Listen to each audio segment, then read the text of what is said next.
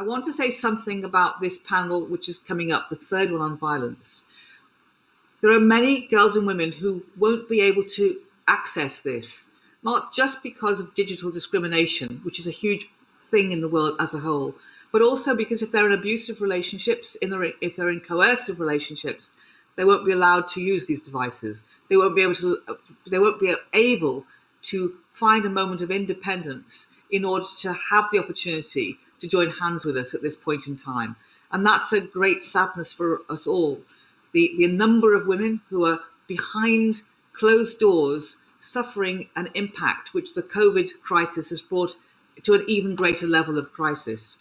When lockdown happened, it was quite apparent to every government across the entire world that an indication that we already had that violence was endemic would be spiked because of COVID. And yet, were strategies put immediately in place?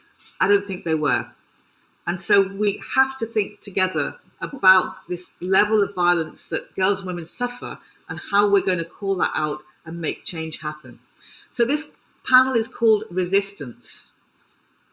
We have to find a way of being as candid as possible. There's no holds barred. Let's call it out as it is, but also let's talk about how we're going to make change happen. If governments can't do it, then we have to. But surely in every country where we vote a government in, we have to make a greater demand that they work with us on ensuring women's safety. And I'll just say this before I hand over to our chair, that even Iceland, one of our contributors, Hana, today said that even Iceland, number one on gender equity, even they haven't been able to stop the epidemic of domestic violence. It's so hard baked into the idea of patriarchy. It's so hard baked into the idea of cultural norms that even in countries that can pride themselves on a gender pay balance or different levels of childcare, they haven't stopped this epidemic of violence against women, which of course has a huge impact on the whole family. So to talk about that from any position they wish, and it's an incredible panel, I'm going to hand over to Kate Jenkins. Welcome, Kate, Sex Discrimination Commissioner for the Australian Human Rights Commission, a regular appearer on the WOW platforms around the world. So Kate, over to you. I know it's going to be a thrilling session, and thank you. Thank you, Jude. And I've so enjoyed my last 24 hours, or just less than that, has been so disrupted by this festival. I suspect, unlike you, I got some sleep, but even that was disrupted because I kept thinking I should get up and listen to what was happening.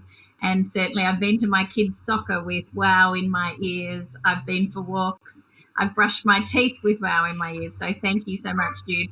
I noticed you started by calling it a festival, but you are now definitely calling it a marathon.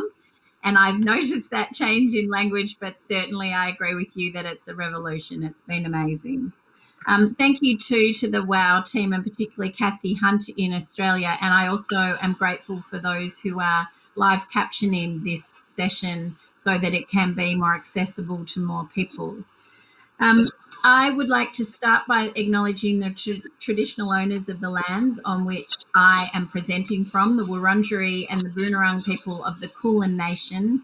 I'm coming to you from Melbourne, Australia, and that is a really important acknowledgement. I also thought I would remind you or tell you that this is the week, just a bit of a shout out for our Australia and New Zealand's winning bid for the Women's World Cup soccer, which is held in Australia in 2023.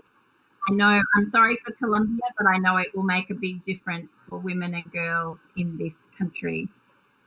And I am very pleased to be sharing this session on resistance. I'll be focusing on themes of violence faced by women across the globe, and particularly talking to some change makers.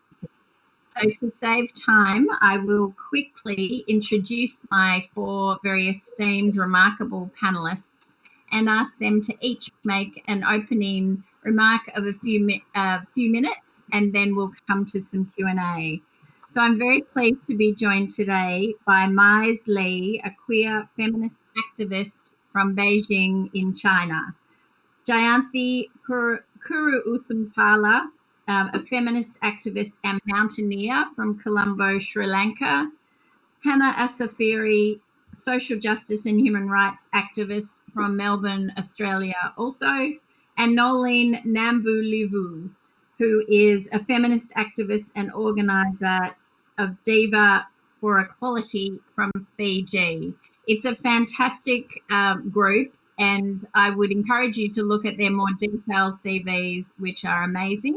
But to ensure we have maximum time to talk about the issue of resistance and violence, Maiz, can I start with you for some opening remarks? And then when you're finished, I'll let the others continue on. So Jayanthi, Hana, and then Noelene. Thank you.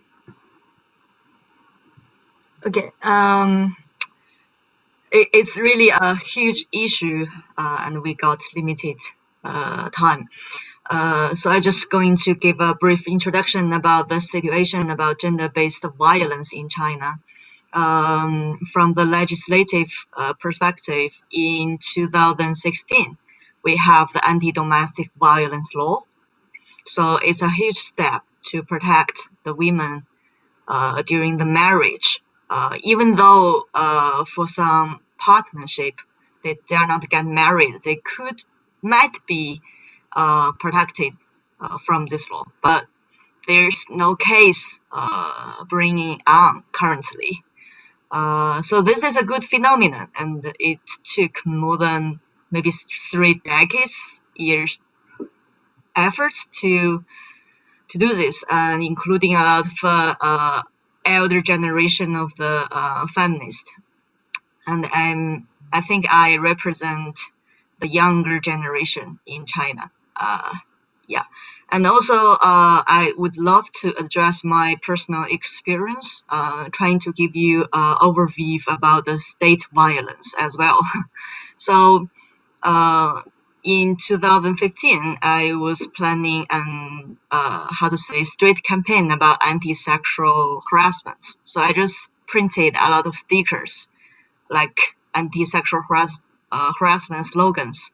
I supposed to post it on the public transport, but on the International Women's Day Eve, I took away by the police and detained for 37 days because they thought we are troublemakers. So we are trying to disturbing the public order.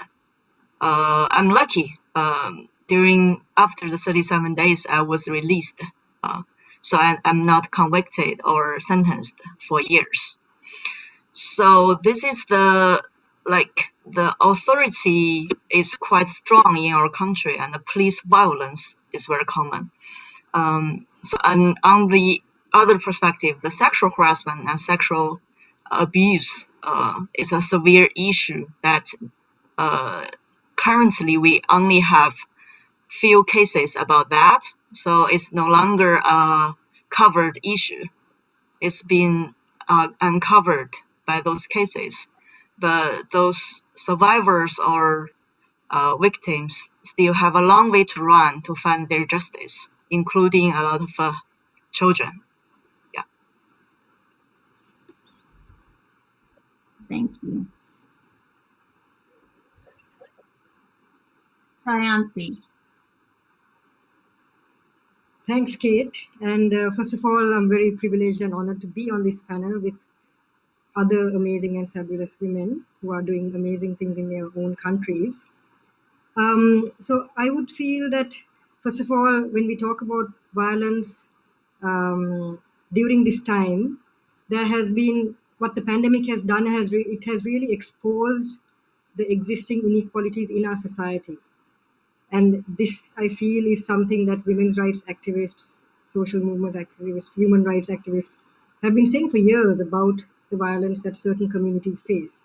But I think the pandemic has exposed this. And when we look at gender-based violence particularly, I do know that initially there were lots of discussions, but right from the beginning, when various social movement restrictions were placed in order to curb the pandemic, with the lockdown, stay-at-home measures, etc., that is also when the numbers of violence against women and girls began to drastically increase because of these particular movement restriction measures that were in place. So there were many cases where women were also trapped at home with their abusers, from domestic violence cases to also violence affecting children as well. Due to the increasing stress at homes, that also meant that there's more violence that children face. At the same time, access to sexual reproductive health rights, whether it's contraception, access to safe abortions for young women, all of these came to a halt because suddenly it was only essential services, which was getting access to your food or groceries, that was considered important. And everything else, or if you were seen as a high risk person or you have symptoms, then yes, you can go to the hospital. But with the lockdown measures that were in place, everything was heightened even more. And like in Sri Lanka, I think there's always been a problem in terms of we don't really have national level data documenting violence, and this has been a huge gap. Even during the lockdown, we did though have the chief nurse of the national hospital who actually raised concerns within weeks or within a few days of the curfew being imposed, who raised concerns about the increase of women being admitted to the accident ward in the hospital because of domestic violence. And what she says is that the biggest problem above all is that women being attacked by their husbands while they are at home due to the curfew. We also have a women's rights organization that works primarily on domestic violence, and what they said was that in the first 2 weeks of March, or the latter 2 weeks of March, sorry, that they received 150 calls pertaining just to domestic violence. There was also a survey done by the Center for Poverty Analysis in Colombo, which did a quick survey, an online survey looking at the life during the lockdown. And even in this survey, 9% of men said they have felt tensions with their spouse had increased during the lockdown, while more than double, which is like 22% of the women, said that they had felt tensions with their spouse during the lockdown. Even when we look at paid care work in the health sector and the social services sector, it is dominated by women. Globally, the figures are we have 70% of the global workforce is female care workforce. But even in Sri Lanka, a majority of nurses, attendants, hospital staff are women who are then more affected by this crisis. At the same time, unpaid care work, we do know the same survey that the Center for Poverty Analysis actually conducted also shows that more women are actually engaged in household chores as opposed to men who have been doing this.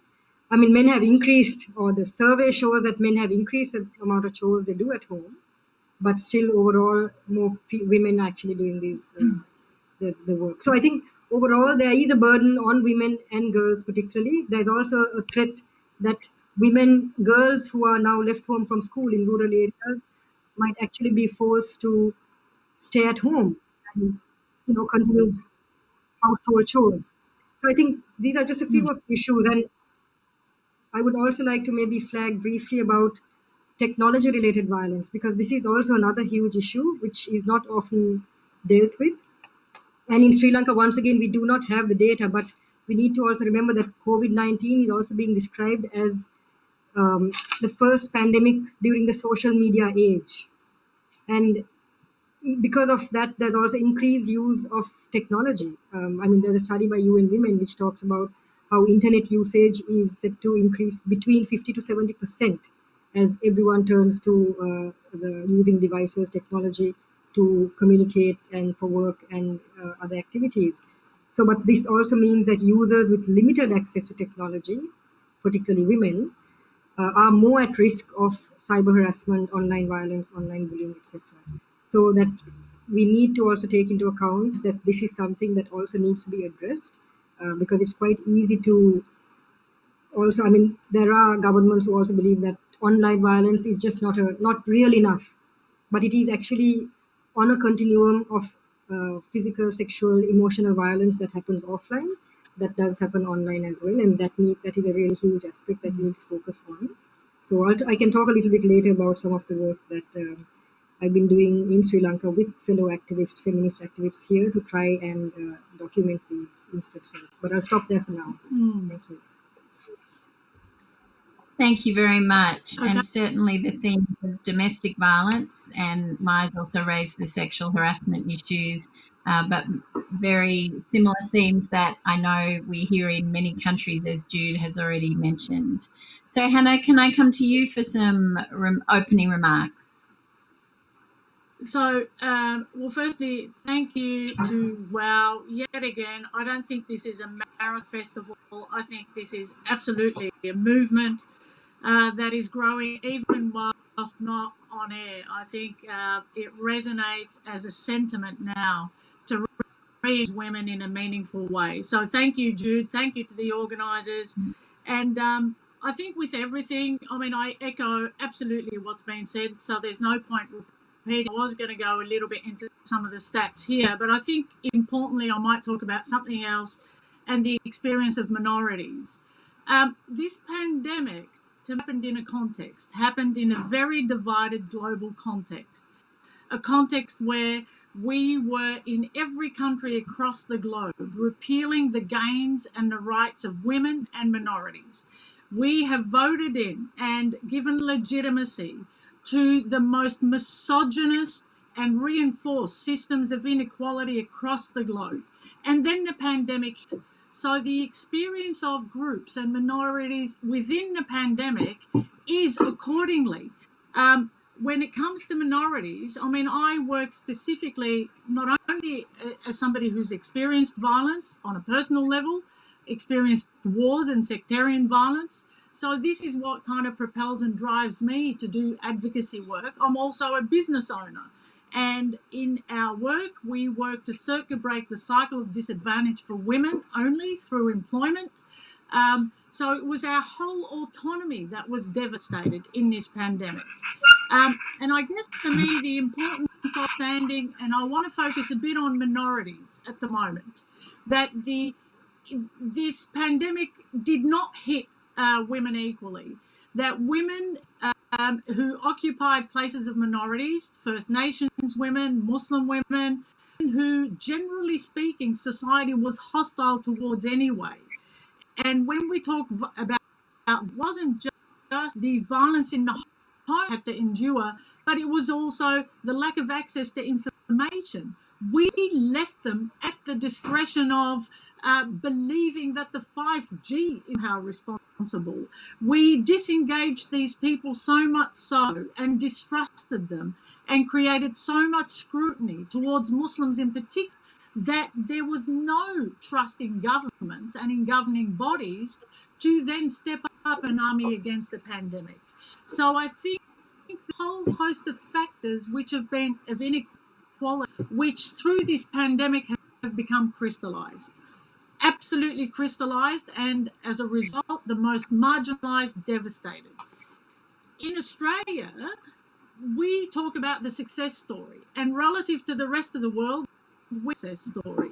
Only if you measure success on the health of the nation. But if you measure success on other impact, where people who are impacted, for example, I mean, I employ women only, and I had 40 women in our employment when the pandemic hit. Now, the government put out an economic support package to women, but 5 of those women were not eligible to any support whatsoever, whilst society shut down. Now, what are they supposed to do? What are we as women in business, women who advocate social justice and community justice, supposed to do with those women? So, yes, we are a success story on the health front, but on other fronts, devastation and the stories that don't make the media are the reality of experience, of lived experience for minorities and marginalised groups. Now, at the moment in Victoria, we've had a resurgence of cases, unfortunately, and with that, we are quickly blaming minorities and migrants instead of understanding why it is that migrants have been disengaged. We did not do an education strategy deliberately to understand the severity of the crisis. In fact, we left them to the margins, and now that the pandemic is inside those communities, we just want to blame their ethnicity for it. So these are just clear symptoms terms of a system who marginalises, who can be hostile to minorities, instead of, including women, I might add, but also women who learn genuinely how to be intersectional in our understanding of the needs of women moving forward. So that is just a little bit of backdrop to the experience of violence, I think, for minorities within a context where society has successfully dealt with the pandemic. Fantastic reflections. Thank you, Hana. And I also appreciate you building on the previous speakers. That's really helpful. Noelene, could you tell us a bit about your experience in Fiji? Sure. Thank you for the opportunity, actually, to be on this panel particularly, but also I've really enjoyed I've been without sleep as well, trying to catch up with everything that I can. So, I really wanted to concentrate on resistance strategies and lessons. There's so many things that we could talk about in a session like this, so I'll just speed through a few key points, but I thought maybe I'll put my intervention on a Google Doc and share it with the hashtag from WOW, and that way we can, maybe those who are interested can see a little bit more of our work. Some of the things that we kind of know, if we're talking about what strategies work in terms of work on to end violence against women, and when the first thing to say is that we always talk about it as women and femme and gender non-binary or gender non-conforming people, because the first thing that we should do is to talk about the fact that it is about gender, it is about sexual orientation, gender identity, gender expression, and sex characteristics. And the sooner that all of us take on that language and bring it into very deliberately and sensitively and carefully start to move that in our own work, going to see, some real form and depth to the idea that no one gets left behind. As Audre Lorde said, I am deliberate and I am afraid of nothing. That lack of fear comes because I think we do that careful work around language, nuanced language. So one of the things is that it is about knowledge and it is about knowledge sharing and being careful to make sure that the knowledge that we're generating through our work to end violence against women is very localized, and that as we then move together across national, regional and global spaces, and that includes both the multilateral spaces around governments, but also as social movements ourselves, as women coming together. And I'm one, we have this kind of joke that we make that when I do a PowerPoint presentation, I take up a whole slide with just our affiliations. And we do that because this is the way that we must work in order to be able to say that, we are doing this in a holistic way where everything about a woman's identity, a femme person or gender non-binary person's identity is honored, is affirmed, and we talk about the ways that we link in terms of society, in terms of economics, in terms of ecological and climate justice. So maybe that's my second point, is all of us need an intersectional movement that really believes in that and uses that in all our work. The second is that we have to be able to do both the work of the old, established, wonderful partners that are already working on violence against women for decades, but that ecosystem has to keep bringing in those who are emergent, those who are new, and to do it in loving and healthy ways. And that doesn't mean that just anything goes. It means that together we're working on careful and ethical praxis, and we're trying to find ways to move forward even faster and faster because it's so incredibly urgent, this work. So the next thing is that we really have to make sure that when we're doing the work on addressing sexual and gender-based violence, including SOGISEC-based violence, is that we're looking at it as ways to confront, to assertively look at, and then do something about misogyny and patriarchy. Because I think there are still those who are doing the work as if it is siloed.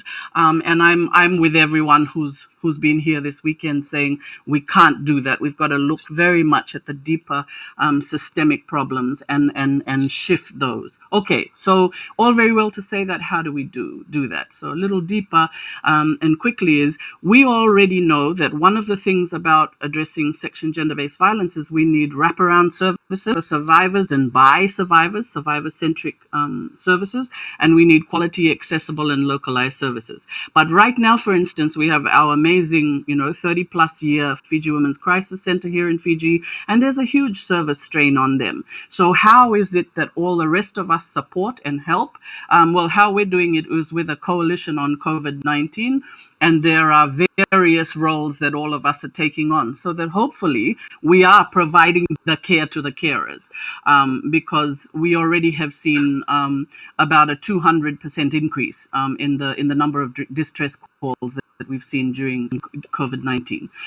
The next thing I would say is that we have to be clear that we do ongoing and state and non-state checks on systemic and personal bias with all the service providers.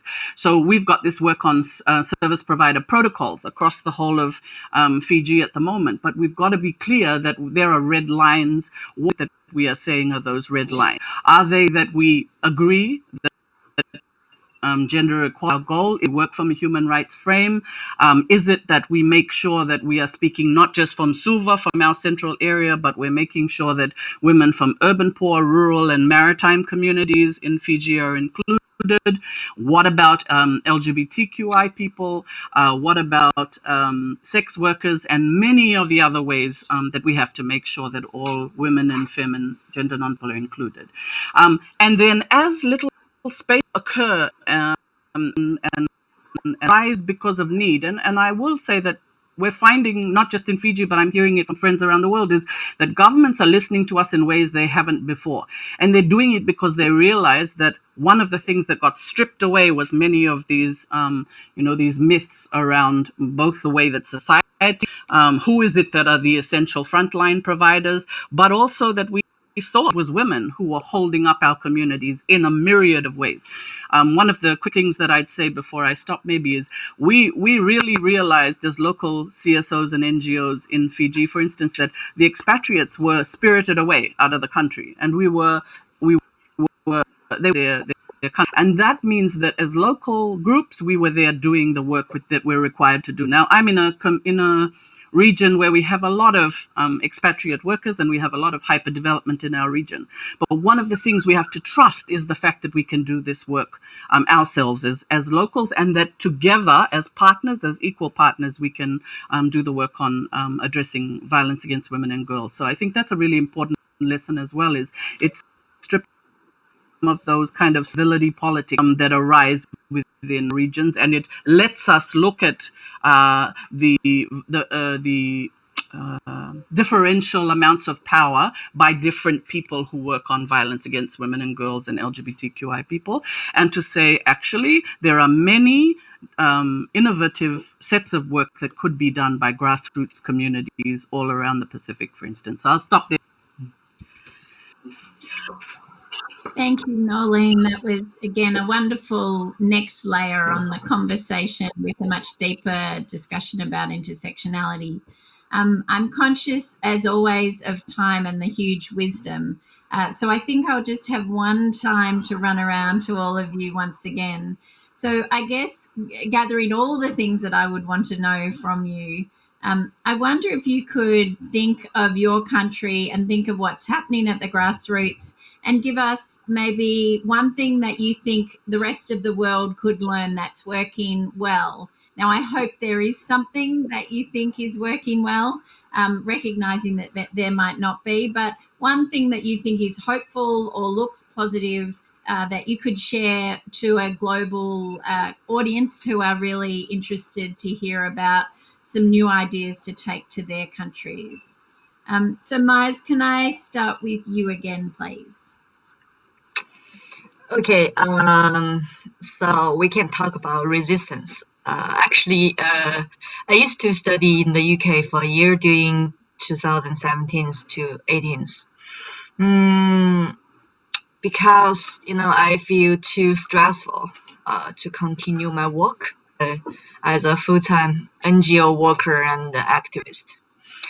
At the same time, a lot of activists, they still, struggle in China, in southern of China. They got evicted out of their house so many times. So they became homeless people. And the police harassment seems like a non-stopping during the last few years. So, but even though, those activists, we're still trying to help those survivors in the Me Too movement. So the Me Too movement, did happened in China, and we got many people, they stood out anonymously or used their real name, real face. That's very impressive. And also to assist them and trying, most of them, they are the persecutors, or they are really prestige in our country, like professors and NGO leaders, famous singers, famous broadcasters. So all of them, and they got a lot of power. It's very similar in any other country, like in the US, in the UK. A lot of men, they manipulate their power, and also for us, we don't have a lot of resources to mobilize. And I work as a full-time, like in a company, and there's nothing to deal with like feminism movement. So, but we are trying to find a way to even though we got evicted by the police, we got detained by the police, we got harassed by the police, and we still need to living a very tough situation, like those famous persecutors. They brought the case like, you destroyed my reputation, so I'm gonna sue you to the courts. And those cases still ongoing, and it is very hard to I'm not very positive about those results, but we are still trying to trying to do a lot of works, like online campaigns, since the offline campaigns is very political sensitive. So I got a very clear boundary. If I try to do another offline campaign, I might just go directly to the prison. So that's why the main reason why I quit as a full-time NGO worker. So, but you need to find a way to continue your life. You need to find a way to find a sustainable social movement. So now we are trying to build a network. Okay, time's up. Thank you. Oh no, but there was very good insight there, and particularly the importance of collective action, the importance of persistence, and also the value of global movements. And it reminds me that just over a year ago, I was visiting China to share what was happening in terms of our sexual harassment national inquiry. And I do know firsthand the extreme interest following the Me Too movement. So just conscious of time, but keep going around. Jayanthi, could you please just make your comments and, keep it to 1 or 2 minutes, if you can. Thank you. Thanks, Kate. What I was thinking of quickly sharing was that, at the current moment, over the past couple of months, particularly globally, there's been so much discussion and debate also about the increase of violence against women. And I think that's a good thing. At the same time, we have also heard, even before the pandemic, how violence has been increasing against women, and also violence in technology-related spaces. In Sri Lanka particularly, this is an issue that young women, adolescent girls are facing and have faced in schools particularly, or school-going age, so between 15 and 19, because there's barely any education on consent or sexuality, that there's nude images being shared, and then these are leaked online when there's a relationship that's broken up. So this is a huge issue. and schools are not particularly also equipped to handle with these issues. So what they can do, what they end up doing is suspending the girls, which really does not help the situation at all. So something that we have, I mean, myself included, and two other activists and others that I've been working with, we've been trying to then do something about this and to document it basically by creating a platform. Because something around, when we look at technology, also what's important to keep in mind is that it is a space dominated by men, right? And very often misogynistic, patriarchal men as well. So it's important as feminists that we take back that space. I mean, there are groups called Take Back the Tech, and that is also about how do, as feminists, as women, as queer people, how do we take back technology into our own hands so we can find a solution using technology itself. So this platform that we're trying to build, it's a web-based trilingual tool that will include a survey to document violence that women, girls, trans people, and anyone else is facing around technology in Sri Lanka. Because right now there is also no evidence, or we want to build an evidence base so that, to make the actions and support to address this issue much stronger. So in this case, I mean, something that we have really been careful to do is to try and really follow feminist principles. And there are the feminist principles of the internet, which were developed by about 40 to 50 activists who came together in 2014 in Malaysia. It was facilitated by the Association for Progressive Communications. And these principles, I mean, they're varied, but they're all to do with feminist principles of using the internet. So we try to make sure that the platform that we are building would reflect some of those principles. And very quickly, the three principles that we followed, the first one was about access. Because when we say access, who is it accessible to? So we wanted to make sure that the platform we build will be accessible not just cisgender straight women, but also to lesbian, transgender, bisexual women, and to men and boys also, to queer people. So it was important for us to make sure that the categories we use are diverse, inclusive of gender and sexuality. At the same time, the second principle is looking at information. What kind of information do we also have on the site that is accessible to everyone, right? Not just to the heteronormative community. And so in that sense, it was also important for us to use resources and tools that were non-judgmental, and not using something that also does not use a protectionist approach, because very often with children's rights, there is this sense and urgency to try and protect, which means ban and stop. But here we wanted to use information which will give you information about sexuality, about abortion, about access to information that you need to learn about.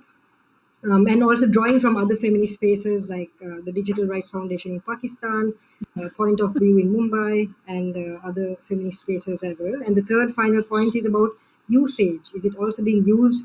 Who is actually, when the platform is being built, we made a deliberate call to actually ask for people, web designers, developers who were queer or trans to actually apply, and women to apply, because we wanted to prioritize them as well. Because that was the main aim of building this platform. So I will stop there because Thank I know you. that time is short. Thank you. But I the know. main point is that, yeah, thank you. Okay. All right. Thank you, Jayanthi. Okay. And I'll pass to Hana. Okay, very quickly. So have I got a minute? Yeah. Okay. So look, basically, I think the solutions at the moment, we are in the midst of a crisis, and women know how to lean into the crisis, and women, whether the crisis is in the home and we're talking about people that are sick, or whether the crisis is social division, or whether the crisis is global wars, women have always leaned into those spaces, and I think it's important to respect the contribution of women. But essentially, moving forward, we need firstly to be intersectional, strengthen our feminist movements of the globe by reaching across, particularly to those we have ourselves marginalised, whether it be Muslim women. And I think at the moment we're really xenophobic and having to go at China. At the moment, it's really easy to blame China, and within it blame the gender, and they're the ones copping the brunt of this xenophobia. So that's one thing. Intersectional feminism be strengthened. There's definitely an appetite for it. Secondly, it's preservation of the truth. Justice needs an ally in truth-telling. We cannot have social justice conversations without preservation of the truth. And this whole movement that is anti-truth, that is fake news, that is post-truth world, simply serves to undermine social justice movements, in particular feminist and Black Lives Matters and all those movements that are founded on some semblance of foundational truth to be told. The climate crisis, the Black Lives Matters, feminism. The third point for me is about understanding that the fault line is now shifted. This is no longer about gender and all terminology inclusive, non-gender, binary, cis women, all of that. It's not just about that. The fault line now is about the type of society we want moving forward. Do we want a society that is open, plural, respectful, and or a system of absolute inequality? We need to decide where we sit in that kind of new world. And can I pass to Noelene to have the last word? Just say deal with civility and sorority politics within our movements, deal with the patriarchy in our own families, in our institutions and societies, whether they're covert or benevolent or malign, whatever they are, deal with them. This work is about civilizational change. So we have to find ways for women to come into this work on mental, physical, sexual, structural violence, economic violence all around the world. It's about a civilizational shift. And that means that we have to be willing to have a discussion around coercion to violence all the way through the spectrum and find our own parts in this global movement. It has to be now. Thanks. Thank you, Noelene. Thank you to a phenomenal panel. I appreciate your time and your wisdom.